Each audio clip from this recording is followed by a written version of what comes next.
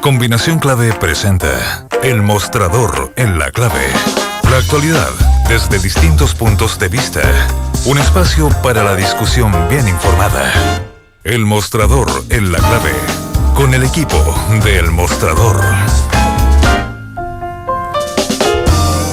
Estamos ya con El Mostrador en la Clave. Ha vuelto Marcela Jiménez después de mucho tiempo.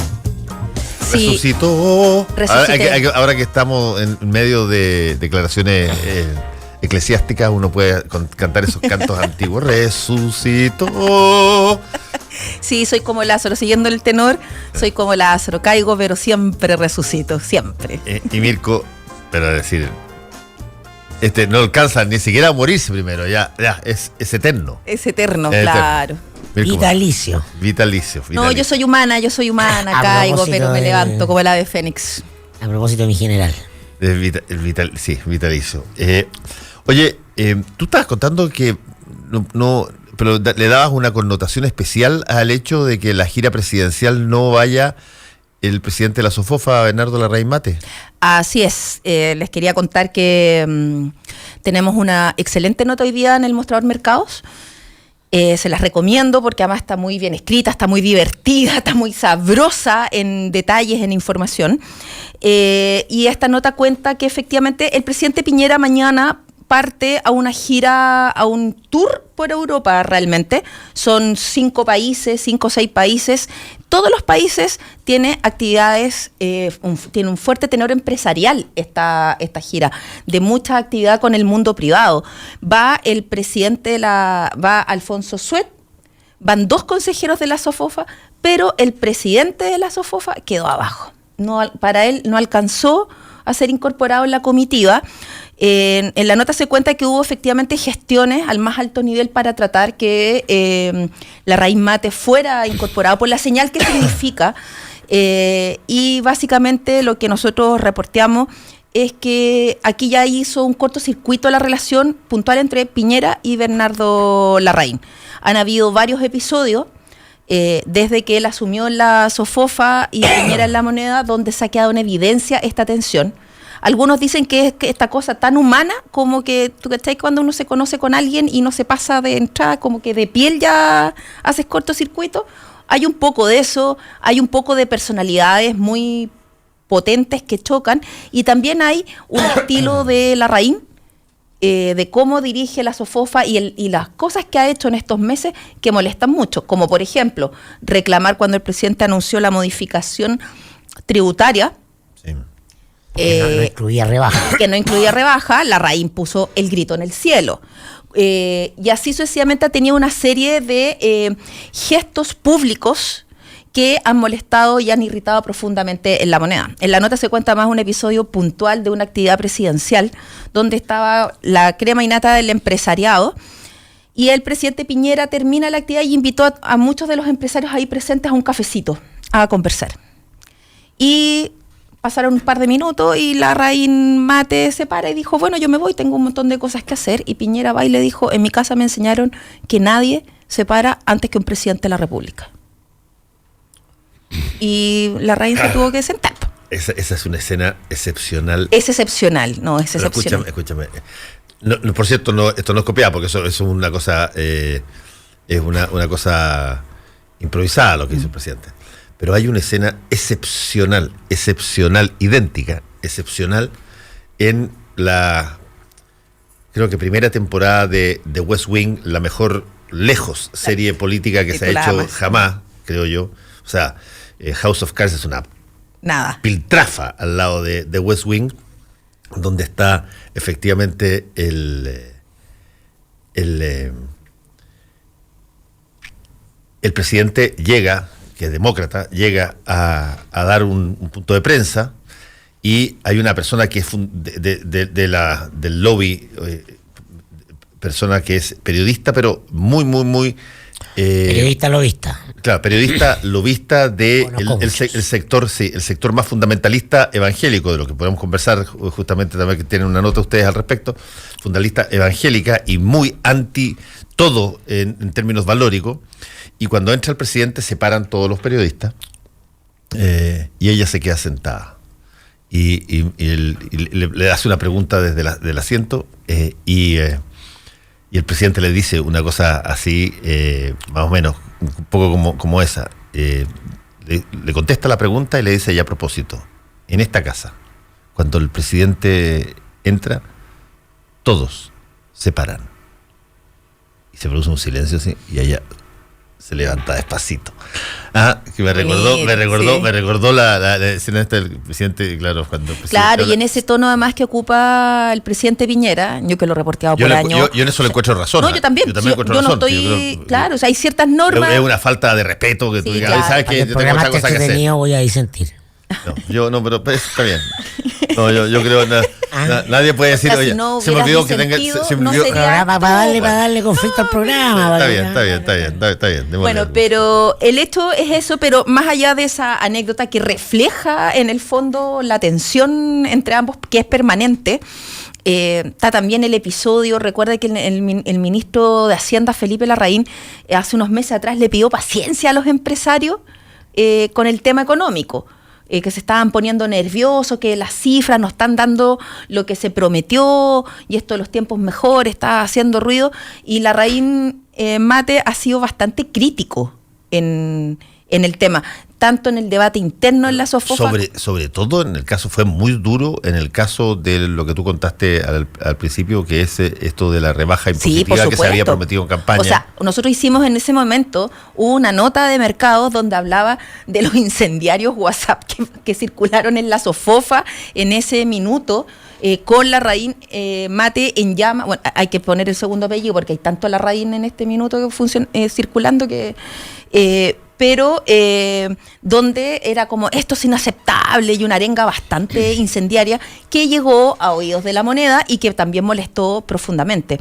Entonces, ¿qué es lo que pasa con esto? En la SOFOFA, igual si bien gusta mucho el estilo, el orden que ha puesto Larraín al interior del gremio, de la gremial, les preocupa, hay varios sectores a los que ya les preocupa esta cosa de que la SOFOFA pueda perder influencia. Irse al choque con La Moneda, y con esta moneda además, es complejo para ellos porque hay un temor de una pérdida de influencia. Y que te dejen abajo el viaje presidencial es parte de eso. Es un golpe político que te dejen Sí, abajo, claro. Porque apostáis además a que no hay un liderazgo único, hablas con el presidente de la SOFOFA o nada, sino que por el contrario creo que se construye el liderazgo de Alfonso Suet como el interlocutor con el gobierno. Ya habíamos visto que habían habido discrepancias entre Suet y Larraín Mate justamente por el tono que se ocupaba con el gobierno. Bueno, eso no es primera vez que ocurre. Yo lo vi también en gobiernos de la Concertación donde tú tenías favoritos, digamos. Sí, claro. Siempre es así. Siempre es así. O sea, pero todo en la ahora vida la gente tiene favoritos. Tiene el morbo de ser entre el presidente de la SOFOFA y el de la CPC, Sí. además en un gobierno que supone es el gobierno más afín a los empresarios. Ese es el contexto. Es decir, y es un gobierno además que no teme a los empresarios. Las trenzas, gobierno, empresariado, son familiares, son sociales, son políticas, son de negocio, es un mismo mundo, es un club. Entonces, eso lo hace particularmente morboso el asunto, ¿no? Tú podías entender que el empresariado frente a los gobiernos de la Concertación, pero particularmente frente a Bachelet 2, fue un enemigo político ideológico. No, esto no se trata de cuestión de personalidades. Se trataba de proyectos, de agendas. Aquí, sin embargo, tuve un forcejeo que es más chico y en ese sentido es interesante que la figura de Larraín Mate tenga acciones a la baja, por así decirlo, en la bolsa del gobierno, porque se da también con un ministro de Hacienda que tuvo que tocó el suelo cuando fue todo este episodio del viaje a Harvard, ¿no? Que también viene vapuleado, que es un actor decisivo porque la agenda económica es la agenda del gobierno, que tiene un tipo de personalidad que lo hace primus inter pares en ese club, pero a la vez demasiado sobrado y seguro de sí mismo. Es interesante, porque el ojo periodístico tiene que estar más afinado en este caso, porque las pulsiones personales, las viejas rencillas, las cuitas de poder al interior de este club también son bien exacerbadas muchas veces. ¿no? Y convengamos algo. Porque el gobierno no representa un peligro ideológico. O sea, la discusión si se bajan o no los impuestos no significa que el gobierno represente un peligro ideológico para el empresariado. Eso te posibilita que se amplíen más las cosas. De hecho, Amas Suet, recordemos, es piñerista. Tiene un gen más político que la Raíz Mate. Sí, eso es cierto. Pero además yo quería recordar un pequeño antecedente. Recordemos que el presidente Piñera tiene un rasgo que lo tienen muchos seres humanos, que se las cobra todas y no espera que se paguen en el cielo, se las cobra todas aquí y ahora y siempre que puede tira la factura. Y la Larraín Mate ha tenido varios episodios que le estaban colmando la paciencia y se la cobró bastante. Nosotros no nos atribuimos el decir que esta gira es empresarial. Esta gira tiene un tenor empresarial y ese es el hecho importante. No lo decimos, no, lo dijo el diseño. Claro, lo dijo el financiero. Todas las giras tienen un distinto acento. Sí. La gira a Estados Unidos era un acento claramente político. ¿Cuál era el objetivo? Mostrar un país transversal políticamente. Por algo el presidente fue acompañado de parlamentarios de todos los partidos políticos. Pero la gira a Europa básicamente tiene lo fuerte son las actividades empresariales. Buscar inversionistas. Reuniones con navieras y en cada país una actividad empresarial potente, salvo cuando el viaje, la pasada por el Vaticano, la reunión con el Papa Francisco. Que salió a última hora. Que salió, claro, a última hora. Sí, hay visiones efectivamente que son más políticas que otras que tienen un talante económico. De hecho, hay montones de giras que se hacen por parte de los mandatarios que tienen como objetivo, por ejemplo, señalar que se generaron lazos u oportunidades comerciales que tú quieres anunciar cuando vuelvas. El presidente de la República, no te olvides de que tiene y tuvo dentro de su campaña, y tuvo el eje central de los tiempos mejores, tenía que ver básicamente con la cosa económica. La cosa de seguridad es difícil, es de larga data, es una cosa que se invierte, pero no se obtiene el resultado inmediatamente, pero... Y ya se puso el parche en telaría en la campaña, exactamente, a diferencia de la de anterior. Pero el tema económico es lejos el valor que la derecha en general plantea que domina como ningún otro. Puede ser menos empático en las cosas sociales o valóricas, puede ser menos talentoso en las cosas políticas porque es rústico, pero en la cosa económica no tiene competencia, te dicen. Y por lo tanto, que no se vea resultado instantáneo como quiere el gobierno en esa variante, me imagino que debe tener al presidente preocupado de eso, justamente. Bueno, pues si al presidente Piñera, o sea, la gente no lo votó porque por su gran carisma. Por carisma, por simpatía, por su sentido del humor, no lo votó porque nos mostró un proyecto de país a largo plazo, que era lo que queremos todos construir. No es una visión de Estado, no fue por eso. La gente votó por Piñera por el tema de la economía, por la generación de empleo, por esta cosa del chorreo de que a él le va bien, entonces a lo mejor nos va a ir bien a todos. Fue eso lo que hizo que Piñera ganara, pero además la promesa de que esto era de que la situación económica que acusaba la derecha hasta el año pasado, supuestamente muy mala, no era responsabilidad de factores externos, sino que era responsabilidad de un mal manejo. Y cuando tú manejas mal algo, se supone que cambias al conductor y la cosa mejora. Y no ha pasado eso. Entonces, esa exacerbación de esa promesa es lo que les ha pasado a la cuenta desde muy temprano. No ha pasado eso, pero la oposición no lo aprovechó como no lo está aprovechando como lo aprovechó en su minuto la derecha respecto a Bachelet. ¿Cuál oposición? Por eso. Sí, pues ese es el punto. ¿Cuál oposición? Bueno, vamos a ver lo que pasa a partir de mañana, porque mañana, que es la conmemoración del 5 de octubre, teóricamente uno podría pensar en medio de esta cosa que podría invocarse referencias a un momento dado en que la oposición estaba toda unida en un determinado acto y en un determinado gesto, pero los actos incluso se han dividido para mañana. Hay cosas que hacen en términos de marcha unos, hay cosas, un almuerzo de otros, yo voy a ir a los dos, pero no es... ese es un tema muy importante. y que es curioso, porque la facilidad con la que se desarmó durante el segundo gobierno de la presidenta Bachelet, no entendiendo que ello haya comenzado ahí, venía de antes, pero la facilidad con que se desarmó la trenza, de que era conocida originalmente como la Concertación y posteriormente como la Nueva Mayoría, es súper impresionante, la rapidez en que se pasó. A mí no me sorprendió en lo más mínimo. De hecho, mientras te escucho, me acuerdo de muchas conversaciones que tuvimos los tres aquí, tiempo atrás, el año pasado, por ejemplo, en la campaña, sobre cómo los problemas que tenía la nueva mayoría, la relación de la nueva mayoría con el gobierno, con la presidenta Bachelet puntualmente. Y a mí no me sorprendió porque, de hecho, yo me acuerdo una vez que di el ejemplo y dije que la nueva mayoría era como esos matrimonios mal avenidos que estaban juntos solo porque estaban los hijos en la casa y que los hijos se iban y quedaban y se separaban porque no tenían nada más que hacer, porque la única razón de ser que los mantenía juntos ya había desaparecido. Y eso es lo que pasó con la nueva mayoría.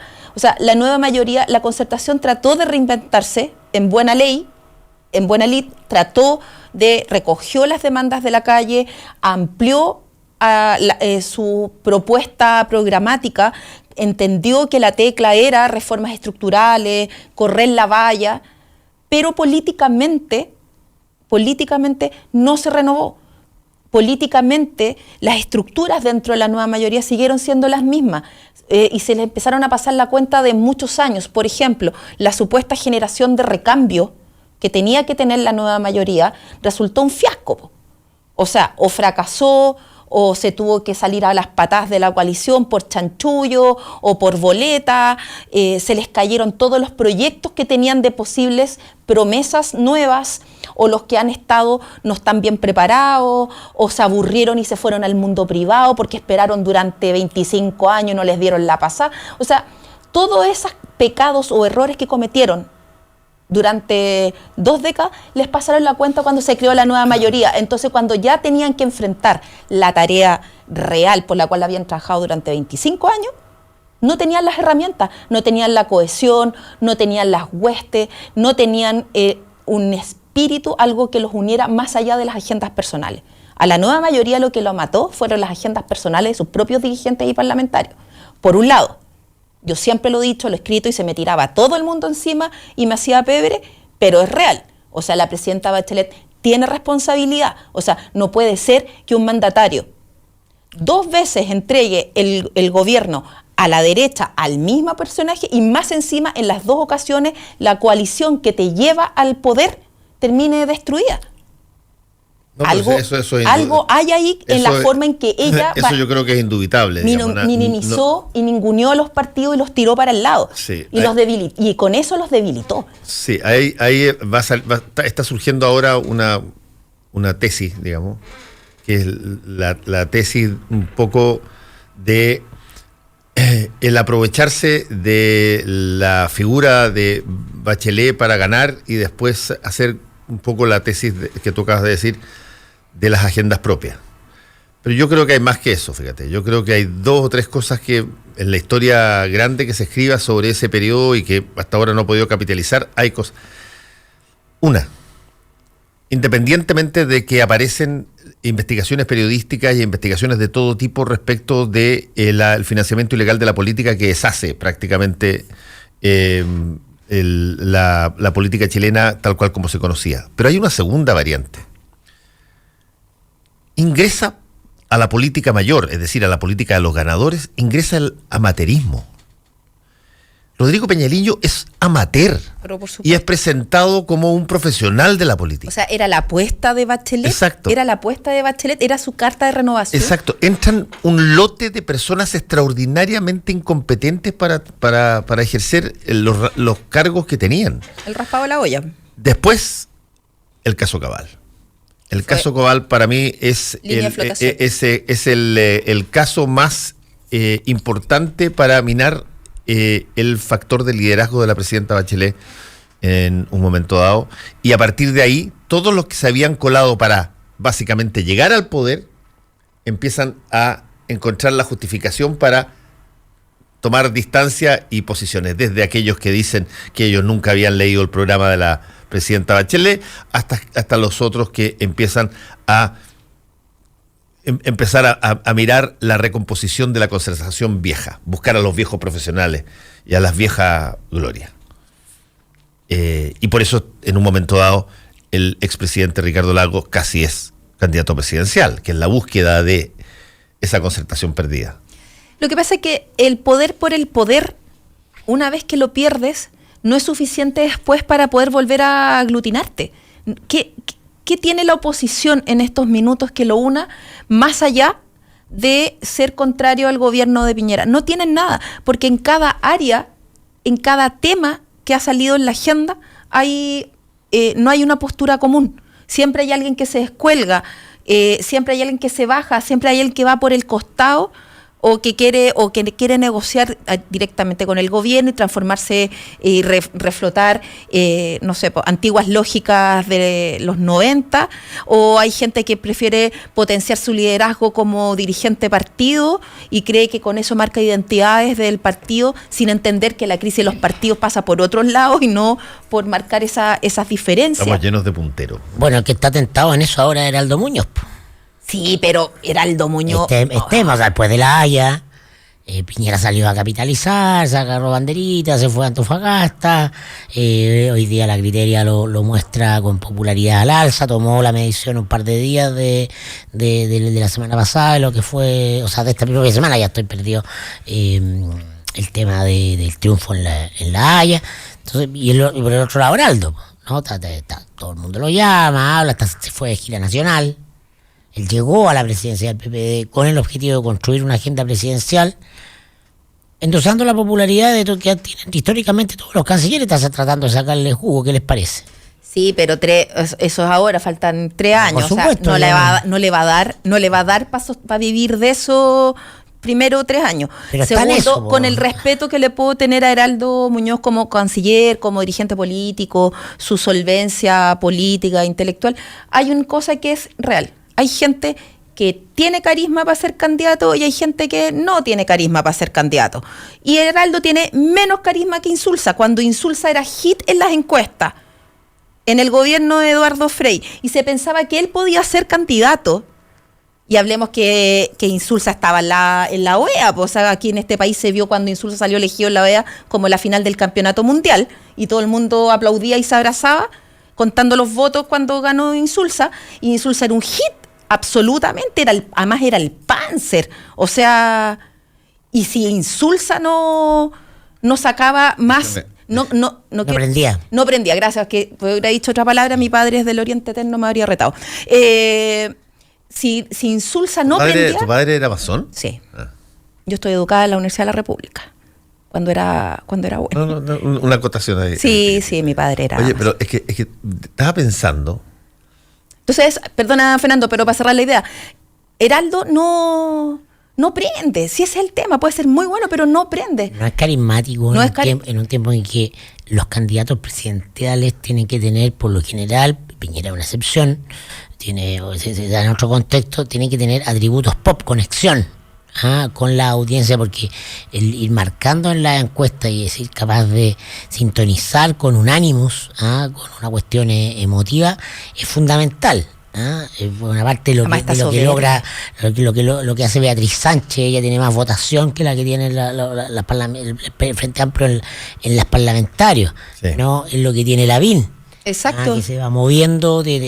Cuando uno habla de popularidad no significa que sean todos de estilo Katy Barriga, no es que vengan de la farándula necesariamente, pero en la conexión con la audiencia, en un clima de subjetividades que los viejos políticos de estilo Heraldo Muñoz en general no tienen. Esos son los candidatos del cuerpo D.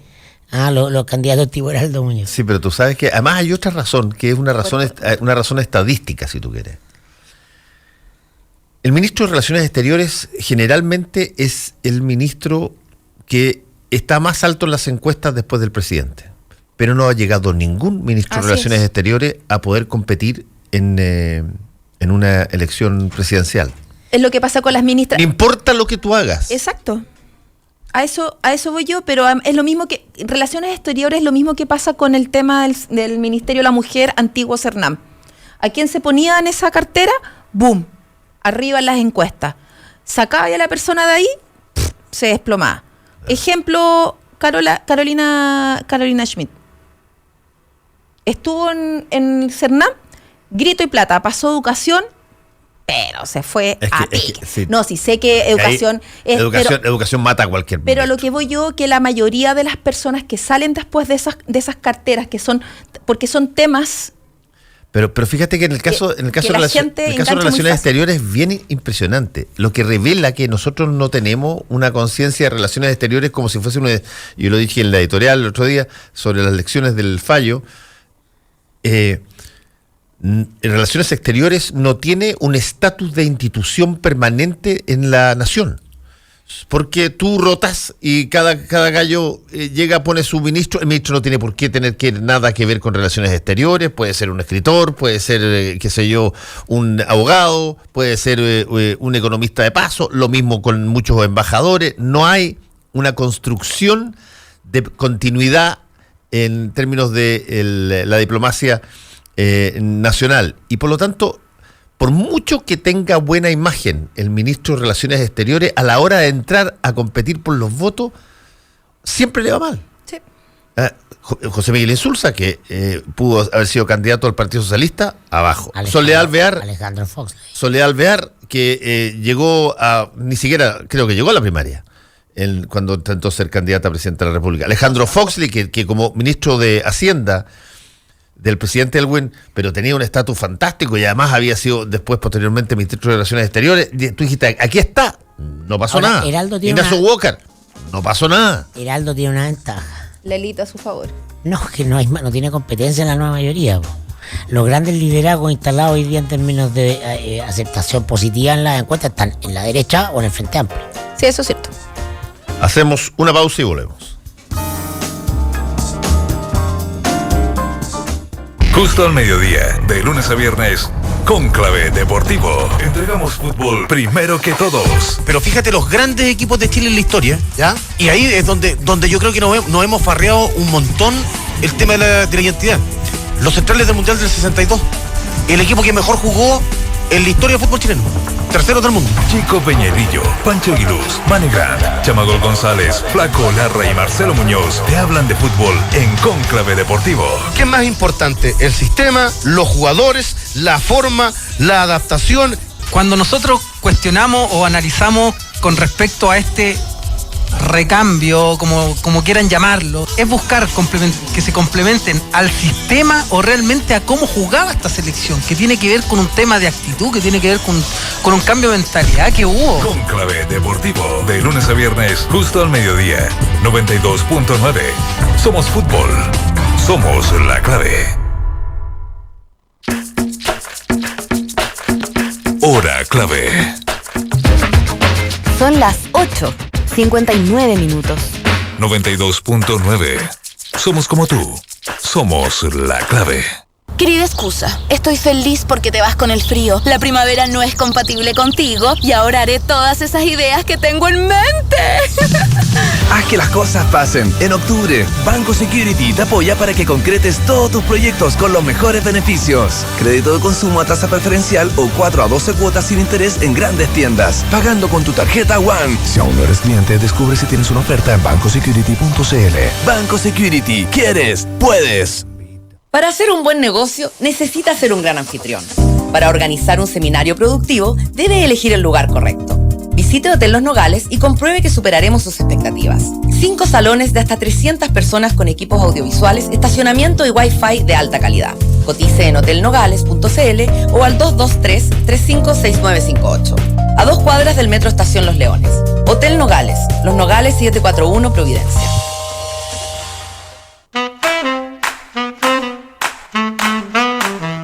Los que sabemos de café, conocemos el secreto. Hace más de 75 años que en Cabrales buscamos en las plantaciones los mejores granos para darte el mejor café como a vos te gusta. Tostado por manos expertas, de exquisito aroma y sabor y en todas las variedades. Cabrales es ideal para disfrutar en todo momento y lugar. Cabrales significa buen café. Encuéntranos en los mejores hoteles, restaurantes, cafeterías y supermercados del país. Pedí una demostración en cafecabrales.cl y descubrí por qué somos el café número 1 de la Argentina. Cabrales, dedicados al café.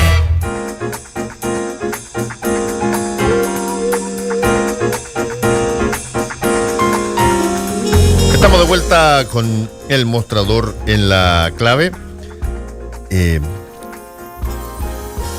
Tú citabas recién cuando estábamos fuera del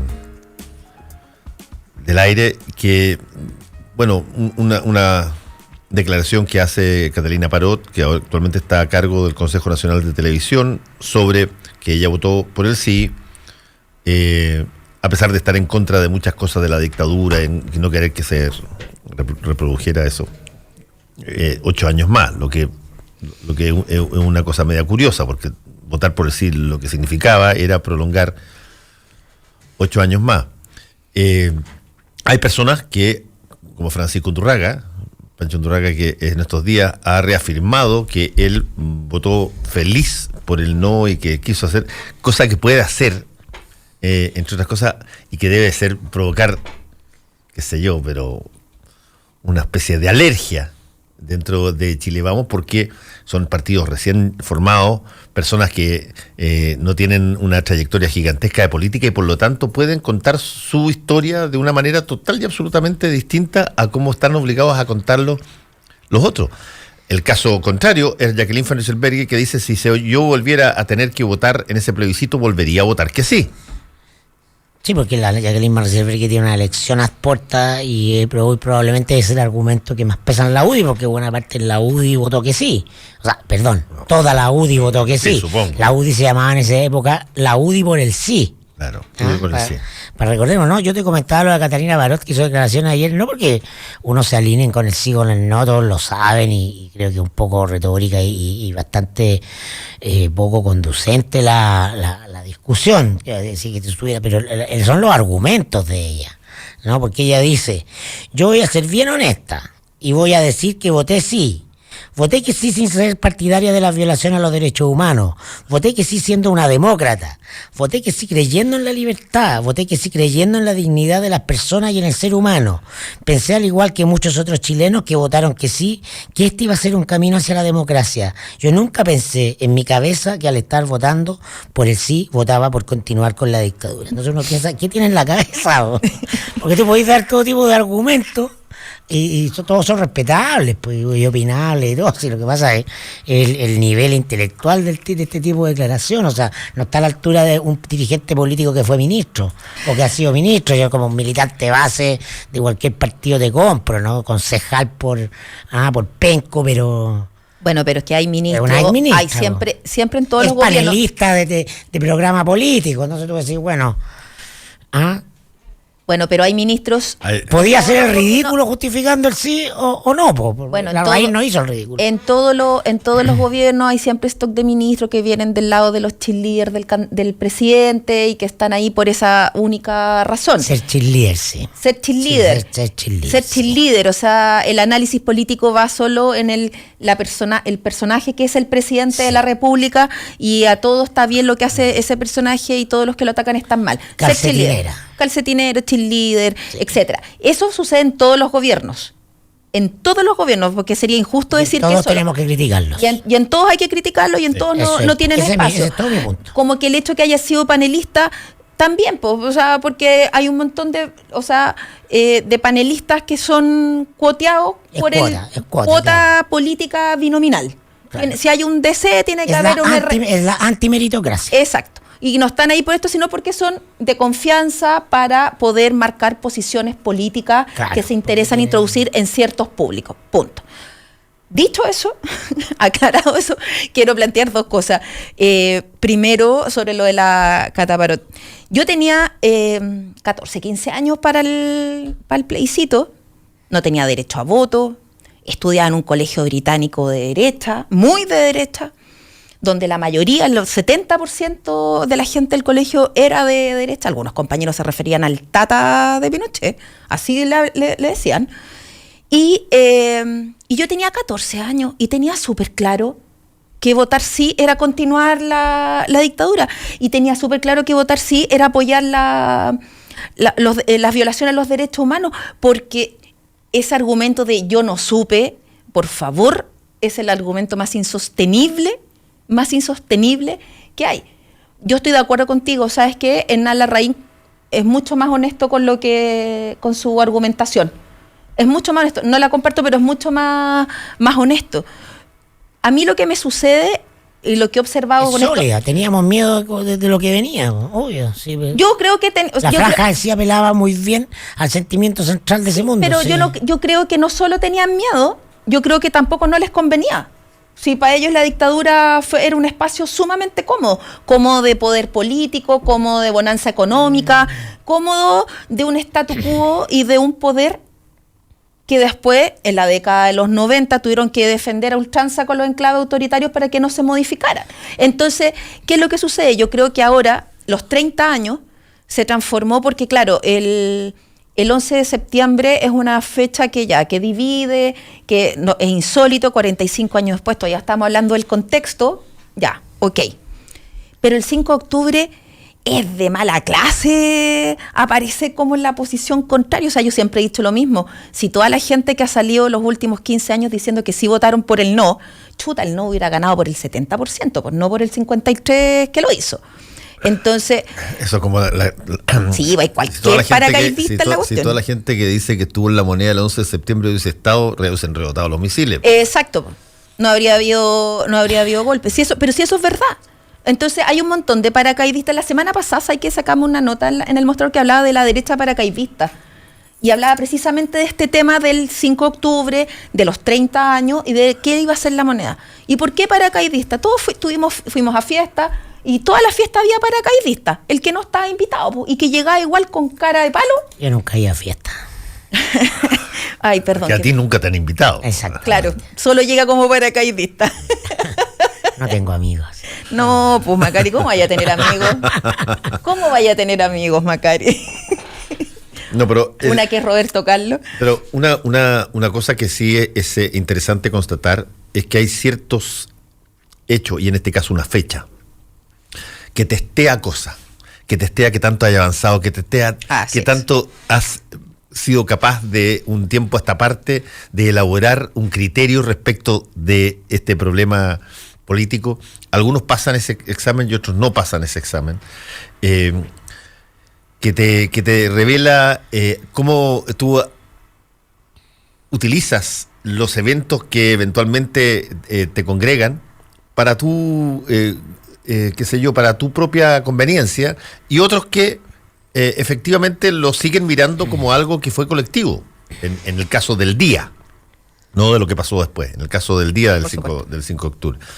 Y yo creo que desde ese punto de vista es interesante ver cómo la derecha, que hasta el año pasado no tenía ninguna intención de celebrar el 5 de octubre, hoy día el frame 5 de octubre, para ponerlo en términos de lenguaje semiológico, el concepto 5 de octubre ejerce una presión que tienen que asumir. Sí, pero eso es por ahora, el están presidente. tratando de asumirla por la vía de decir, mira, esto también contribuimos nosotros votando que sí. Mira, es una cosa media forzada. Pero todos dicen, oye, la mayoría, claro, que te dicen hoy día, no, y eso es lo que dicen a la raíz. Sí, en esa época voté que sí, en ese contexto voté que sí, pero después de todo lo que ha pasado, me votaría que no, porque que fue la democracia, y claro, que fueron los gobiernos de la concertación. Fue lo mejor de la dictadura sin lo peor de la dictadura. Claro, para los grupos de interés. Así, pues si es por eso yo miraría para atrás y no me metería con la mitad de los ex que tengo, pues mirando para atrás y viendo lo que sucedió, por lo menos con la mitad no me metería, porque es re fácil cuando uno mira para atrás y ya sabe lo que sucedió. Si el tema es la apuesta que se hizo o el convencimiento de... Si la derecha está enfrentada a este dilema ahora, es única y exclusivamente por el presidente de la República. Exacto.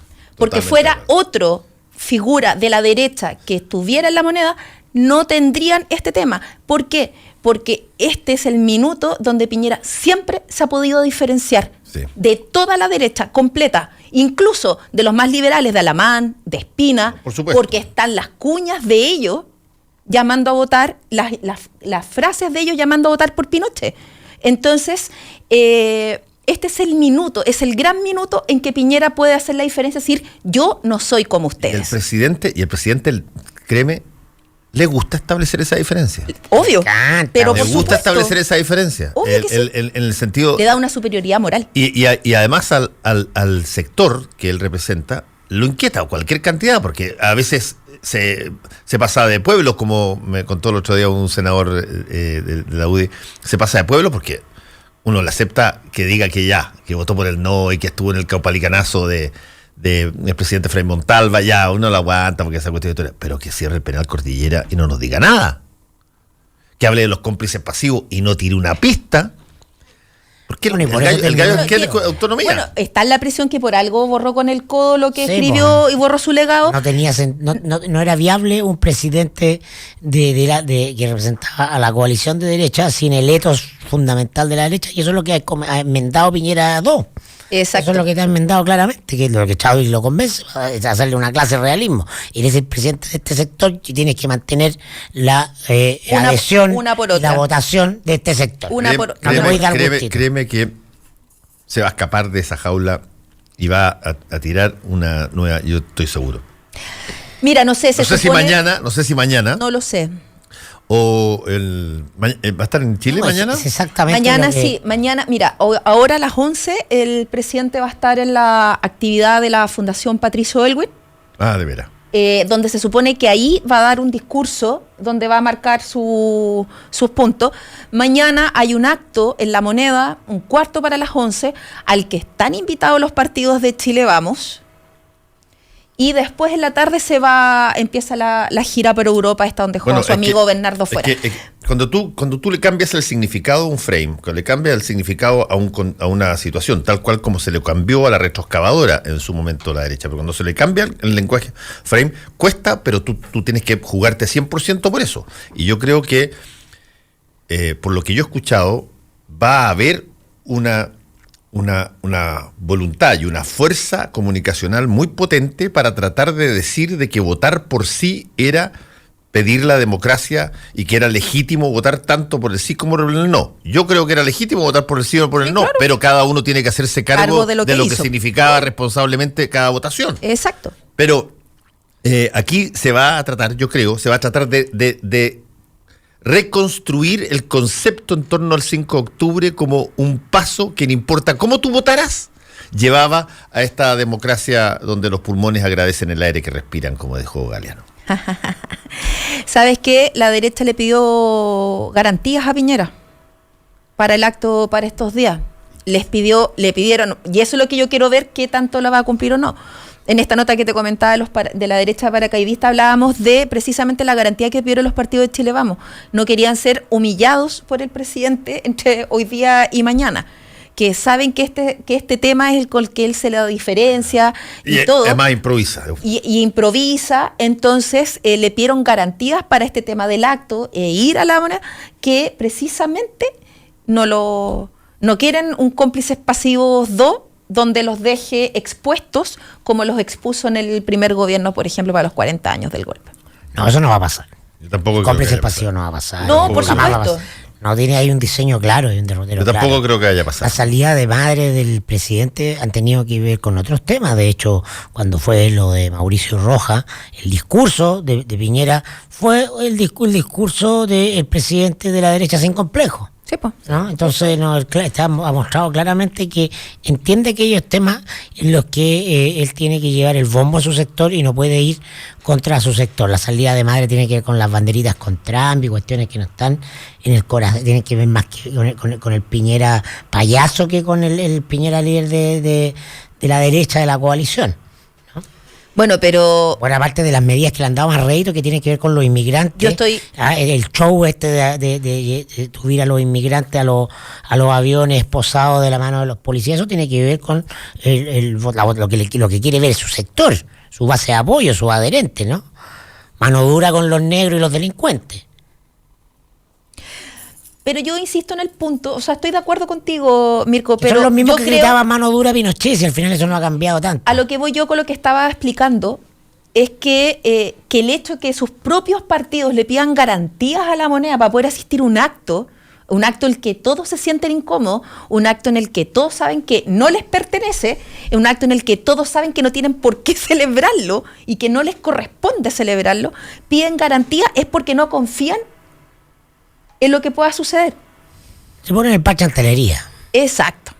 Ese es el tema. Sí, sin duda. Y eso hace bastante entretenido observar qué es lo que va a decir primero hoy día el presidente y cómo va a hacer ese acto mañana. Ya tiene algo en la Fundación Elwin, creo. Sí, es lo que dije recién. Sí. Hay un acto de la Fundación Elwin. Acuérdate que ese acto de la Fundación Elwin es de lo más selectivo que puedes imaginarte. Digamos. Aquí no es un acto donde se vaya de Capitán Apaje. Están escogidos todas las personas que vayan. No va Marito Desbordes. Bueno, que es otro tema. No sé si nos queda tema, que es otro tema. Ustedes tienen un artículo hoy día sobre eso. Yo creo que esta idea de abrir un espacio a una bancada evangélica dentro de un partido que es bastante más variopinto de lo que parece, que tiene personas de distintas, le está dando dolores de cabeza bastante fuertes, no solamente al presidente del partido, pero la moneda. A la moneda, exactamente.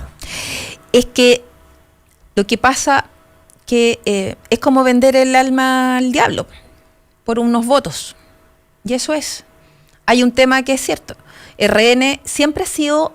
RN no es como la UDI. Nunca ha sido como la UDI. Desde sus orígenes nunca ha sido. Yo cuando empecé a reportear, hace como 20 años, se hablaba de los duros y los liberales en RN. Como 20 años. Sí, pues yo soy chiquitita al lado. Yo tengo que decir Z. Yo soy chiquitita al lado de usted. Sí, ya. Soy una... Ustedes, yo los contemplo. Yo los contemplo, los admiro nomás y aprendo humildemente. Ya, continúa con tu monserga, por favor. Esas cosas, solo a tu marido lo engañas, al resto al resto no. Sí.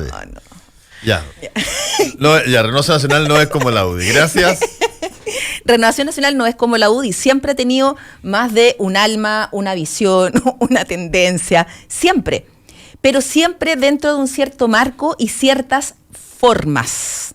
Los liberales y los duros se peleaban, pero cuchillo en mano, políticamente, no sé, voy a remontar al Congreso de Temuco, las reformas constitucionales del año 95, pero había ciertas formas. ¿Qué sucede con esta bancada evangélica? Además de que no hay un concepto político, sino que dogmático de fe, que de repente esa argumentación es válida, pero carece a lo mejor a veces de cierto peso ante lo que se está haciendo en el Congreso, que son políticas públicas, son leyes, y se supone que es un Estado laico. Más allá de eso, hay un tema de la forma en que hace política esta bancada, y que en el artículo se comenta, o sea, más allá de que desate o no pasiones, el problema es que los tiene hasta la coronilla, por la forma, o sea, ellos están evangelizando dentro de la bancada. Bueno, es que si tú llevas a los evangélicos y esa gota, que son activos, que no es una religión pasiva, como puede ser el catolicismo chileno. Es totalitaria. Es activa, es una cosa, tú haces proselitismo permanente, tú buscas ampliar. Horas, claro. Y bueno, y cuando le gritan traidor al presidente, desde los altos del Congreso, le dicen traidor al presidente, tú te tienes que pensar muy bien qué cosa es lo que se enquistó ahí en términos políticos, porque tú generaste una facción voluntariamente que eventualmente no solamente tiende a tener más poder, porque son bastante hábiles también, y están metidos en un montón de instancias. Están metidos en las radios, en términos de comunicacionales, pero en términos de las regiones, tenéis una cantidad gigantesca. Fernando, los evangélicos políticamente son pan para hoy y hambre para mañana. No sé. Pero tú dices para Renovación Nacional. Eso estoy de acuerdo. Estoy de acuerdo. Eso es lo que cuenta la nota de Hernán. De la Maca. De la Maca. Y la verdad es que tocan una cuestión que también, hay que decirlo, tiene que ver con el etos social, el mundo del cual provienen, porque la convivencia entre conservadores y liberales de la que habla en los 90, de la que habla la Marcela, tiene una historia mucho más profunda. RN es la continuadora natural del Partido Nacional, ¿no? Que es la convergencia de conservadores, liberales y nacionalistas. Agrario-laboristas, ¿no? Cuando viene la unidad popular, la unidad frente al enemigo común en el contexto de la ahí guerra, vienen algunos de famosos, la Guerra Fría. Pero esa derecha comparte el mismo eto social, es la derecha de los salones. Una derecha que a Jaime Guzmán nunca le gustó y por eso duró menos de un año en el Renovación Nacional, cuando RN era la idea de agrupar a toda la derecha en un partido, porque la UDI tiene el etos de los grupos iluministas universitarios. En cambio, entonces, terminaron a los cachos en Suecia. Andrea, claro, De ahí salió Longueira el con episodio Alamán. del Pungueira, po. Pero Andrea Alamán puede convivir con don Carlos Larraín Peña, o podía hacerlo con Sergio Onofre Jarpa, porque se conocen en otras instancias, porque están acostumbrados a que en una familia de clase alta chilena hay un tío que es cura y el otro que es un desatado. Está el tipo del Opus Dei y está el Jorge Rasuri, bueno para la fiesta, para las minas, pero todos están en la misma comida el domingo, y se discute y se habla, y sus límites es el derecho de propiedad y la autoridad presidencial. En eso todos tienen esa sopa común. El mundo evangélico es chancho en misa, es otra cosa, es un mundo popular. Es un mundo de recién llegados, de segunda generación con zapatos, entonces no entra a esta lógica, a este etos histórico que es RN, y por eso es un muy mal negocio, porque es cierto, hay sectores conservadores en lo valórico, ahí están los coteos Andón, ¿no? y la tradición de la iglesia en el fondo, pero tiene otra dinámica, han crecido en otra dinámica de convivencia. Toda su vida han convivido con liberales y con los gallos desatados y con esto. Están en un problema, en un zapato chino en RN, efectivamente, porque son un dolor. O sea, eso que le gritaron traidor al presidente y que dijeron que estaban arrepentidos y en ese punto de prensa, yo insisto en el tema de las formas. Voy a recordar un episodio en el primer gobierno de Piñera, que es igual de grave en todo caso, pero tiene que ver con las formas. En el primer gobierno de Piñera, yo recuerdo una conferencia de prensa de toda la bancada de la UDI, completa, que en ese minuto era la bancada más grande de la Cámara de Diputados. Y cuando amenazaron al presidente en vivo y en directo, en que no le iban a aprobar ningún proyecto, si es que no hacía lo que la UDI quería. O sea, eso es igual de grave que ponerse a gritar en el hall del Congreso así, traidor, y Daniela Vega es hombre, y ya, y todas esas cosas. Es así. ¿Eso es lo que es? Pero eso fue lo que dijo. Bueno, esa fue la razón del tema. Entonces, es igual de grave. Yo insisto en el tema, pero lo que uno les más choca. Político que otro. Exacto, a eso voy. Claro. Y eso les va a generar muchos problemas, porque están en un zapato chino. ¿Por qué? Parlamentarios como Chaguán, por ejemplo, tienen un stock de votos evangélicos muy potente. Desborde también. Y así suma y sigue en distintos parlamentarios. No por nada, Renovación Nacional, después de 18 años, logró darle vuelta la mano a la UDI y transformarse en el partido mayoritario de la derecha y recuperar lo que había sido en los 90. Entonces, están en un zapato chino, efectivamente. Porque ¿qué es lo que van a hacer? ¿Se van a operar de ello? No se van a operar de ello. De hecho, muchos de los reclamos y de los roces que ha tenido Renovación Nacional con la moneda ha sido precisamente para tratar de equiparar esta tensión que genera la bancada evangélica, pero haciendo presente, diciéndole, por ejemplo, a la moneda, ya este presidente que comulga mucho más con una agenda valórica que lo que comulga su coalición, decirle, oye, no se puede, porque si no nos queda la escoba por acá y nos desfondamos. No, es un brete porque son dos estilos totalmente diferentes de hacer política. El evangélico, tú le podrás decir cualquier cosa, pero el evangélico es directo, tiene una relación directa entre lo que piensa y lo que dice. Te va derecho y ya. Y si es que considera de que el presidente de la República, que forma parte de su gobierno, incumplió un mandato que ellos consideran divino o que está basado en la lógica del derecho natural, no trepiden en decir lo que piensan en ese momento y le gritan traidor. No, ellos no apelan al derecho natural, apelan a la derecho palabra divino, sagrada. El derecho divino, sí. Sí. La derecha, por más convicciones, opera por un tema de práctica. O sea, yo voy a recuerden que en los 90, cuando la UDI era un partido chico, Longueira criticaba el sistema binominal, pues. Hay cuñas de Longueira criticando el sistema binominal. Cuando la UDI creció y les empezó a convenir el sistema binominal, cambió de opinión. Entonces, y insisto en el tema, por más operaciones, la derecha siempre ha sido caníbal entre ellos, siempre se han matado. Basta recordar la acusación constitucional contra Jordán y Carlos Bombal como el paladín contra la corrupción que mató la opción presidencial de Alamán. Y esa fue una operación, pero de joyería. Pero siempre en forma política. Sí, política. Política. Claro, lo que tú tienes con argumentos políticos, por razones políticas. Los evangélicos son incompatibles con la democracia como actores políticos, ¿no? Claro. No como credo privado. Porque nunca se sacan los lentes de la religión para mirar la realidad. Y la política es una actividad profundamente secular. Consiste en igualarnos en un espacio como ciudadanos, sabiendo de antemano que somos distintos. Entonces el evangélico no entiende, ¿no?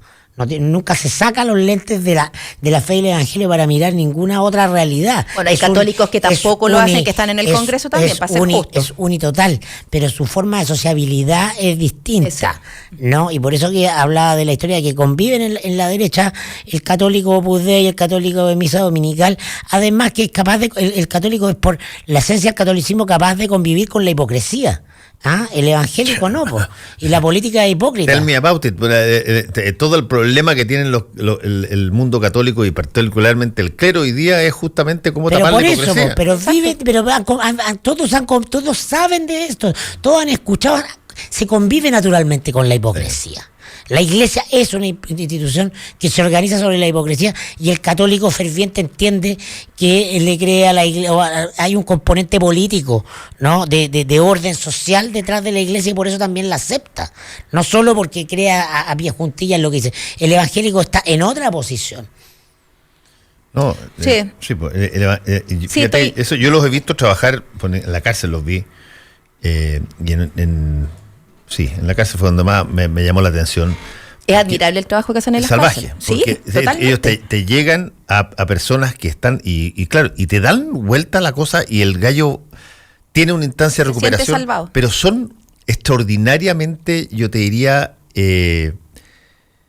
directos, una vez más te digo, entre lo que piensan y creen y lo que dicen. Son, en ese aspecto, se guardan poco en términos políticamente hablando, de decir las cosas que son convenientes o escucharlas, y por lo tanto, si tú los quieres sumar a tu partido y los quieres hacer su bancada, tienes que entender que te llega un paquete que tiene características bien distintas a las tuyas y que eventualmente eso los vas a tener que asumir y tiene costo.